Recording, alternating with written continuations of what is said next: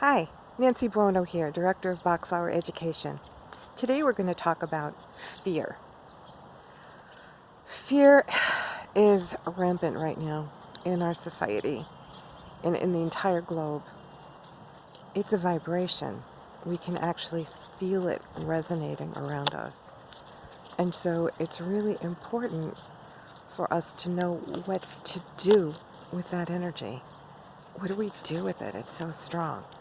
Well, of course, if you do have some rescue remedy at hand, you can definitely take that.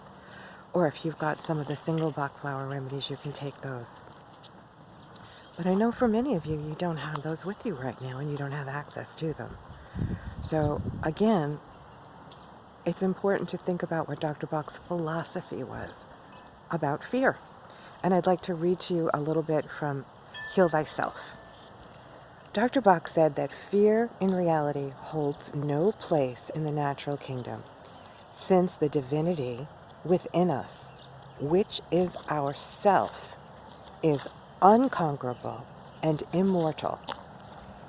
And if we could but realize it, we, as children of God, have nothing of which to be afraid.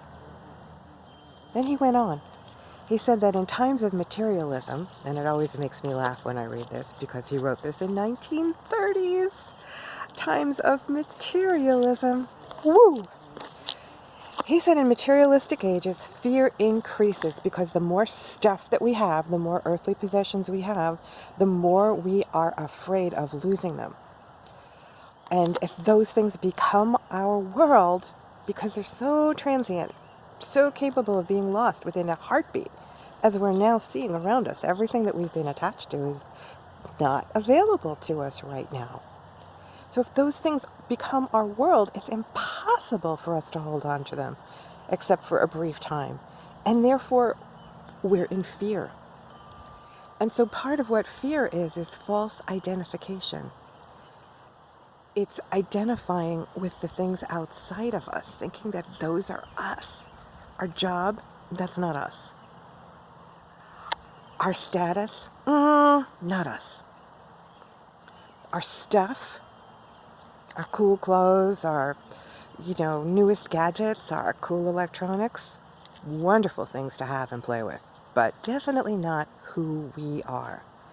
Because face it, we come in to these bodies as a soul, and we come in alone and naked. That's how we come into this life. And we go out of this life as a soul leaving a body. And so the most important thing that we need to be thinking about then is the soul. Because all the rest of this stuff is wonderful and we can create lots of beautiful things with it, but ultimately the quality of our life is determined by our soul. Fear suppresses the immune system.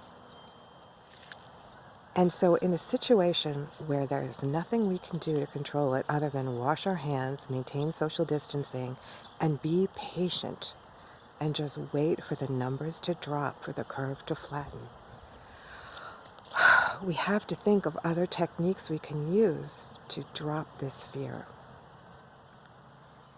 Even if you're cooped up indoors, you can look out the window. Look outside. See the beauty of nature around you.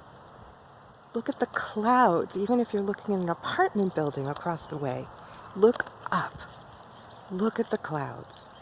Look at the beautiful blue sky.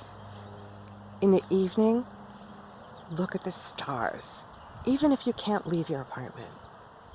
If you're fortunate like me, I'm in Southern Oregon, I can go out in my yard.